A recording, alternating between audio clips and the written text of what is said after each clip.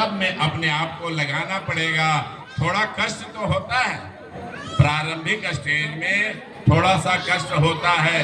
आप इतनी सर्दी में घरों से चले, कितनी मुसीबतें आपने झेली और यहाँ तक पहुँचे। इस आने में और जाने में जो आपके शरीर को जो कष्ट हुआ वो आपकी तपस्या बन गई। आप गृहस्थी आदमी हो, आप जंगलों में जाके तपस्या नहीं कर सकते, लेकिन ये आपकी तपस्या का एक प्रतिमूल सिद्धांत दिया महापुरुषों ने कि गुरु दरबार में जाने में, गुरु दरबार की सेवा करने में अगर आपके शरीर को कष्ट होता है तो होने दो, यही तो आपकी तपस्या है।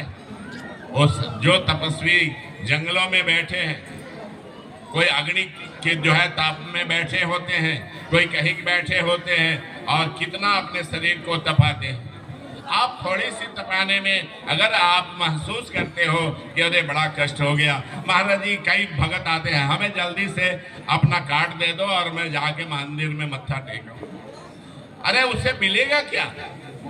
जाओगे, महाराज जी का वास्तविक स्वरूप तो तुम देख नहीं पाओगे। तुम्हारे हृदय में जब तुम लाइन में लगोगे तो अंदर से गुरु महाराज के प्रति एक भाव जागृत होता रहेगा।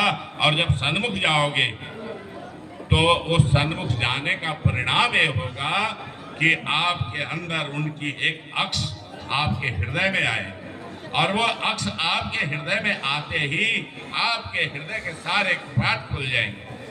ये साधारण हस्ती मत समझ लो, ये स्वरूप में बैठे हुए एक प्रतिमा मत समझ लो, ये साक्षात विराजमान है और इनकी दिव्य किरणें, इनका दिव्य स्वरूप आप सबके हृदय में प्रवेश कर रहा है।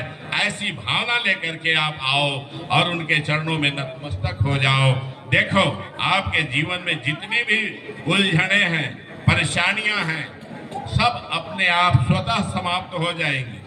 जैसे किसी बर्तन में मान लो कि वो दूध भरा है और या पानी भरा है और उसमें आप कोई और चीज डालते जाओ, दूध डालते जाओ तो पानी बाहर निकल जाएगा और वहां शेष दूध रह जाएगा। ऐसे ही हमारे अंतस में संसार की अनेक प्रकार की विकार भरे पड़े और उन विकारों से हम तृप्त हैं, अशांत हैं। दुनिया में हम अपने आप को बहुत ही महसूस कर रहे हैं कि वो हमारे ऊपर इतनी विपत्ति है, इतना कष्ट है, इतनी वो है।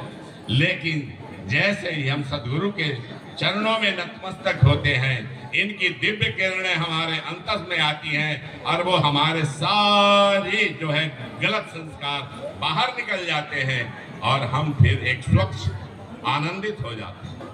हर महीने आपको इसीलिए बुलाया जाता है कि महीने भर में जितना भी आपने कूड़ा कबाड़ा इकट्ठा करके अपने हृदय में लाए हो, इस दिन आ करके आपकी पूरी सफाई हो जाए और आप शुद्ध बुद्ध चैतन्य आत्मा बन जाओ और पुनः जाकर के सदगुरु के घर में जाकर के भी चिंतन करो, मनन करो, ध्यान करो, उपासना करो और उत्तरोत्तर आपके जीवन का विकास हो, आपके जीवन में एक आनंद की अनुभूति हो।